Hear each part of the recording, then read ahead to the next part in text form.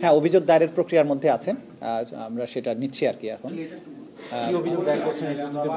না, সেটা তারা আপনারা জানেন যে আবু সাইদের পরিবার রংপুরে তারা নিজেরা একটা মামলা করেছেন। সেই মামলার যে বক্তব্য, এবং আমরা এটা বলেছি যে লোকাল কোর্টে যতই মামলা হোক, যেহেতু এটা ক্রাইমস অ্যাগেনস্ট হিউম্যানিটি, তাদেরকে আমরা বলেছি যে এটা আন্তর্জাতিক অপরাধ ট্রাইব্যুনালে আপনাদের পক্ষ থেকে অভিযোগটা যদি আসে সেটা বরং প্রপার হবে। তো সেই প্রেক্ষিতে ওনারা এসেছেন, যে ওনারা নিজেরাই সিদ্ধান্ত নিয়েছেন যে এখানে আসবেন।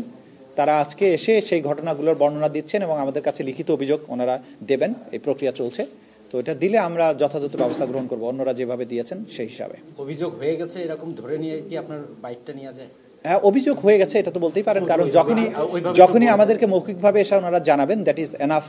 যে তার বড় ভাই রমজান তিনি আসছেন, এবং তার সাথে ওই সময় ঘটনার সময় যারা তার পাশে সহযোদ্ধারা ছিল, যারা এই ঘটনার সময় তাকে উদ্ধার করেছে, তার পাশে থেকেছে, যারা পুরো ঘটনার প্রত্যক্ষদর্শী, তারাও এসেছে সাথে, এবং তারা এই ঘটনার বর্ণনা দিচ্ছে আমাদের কাছে।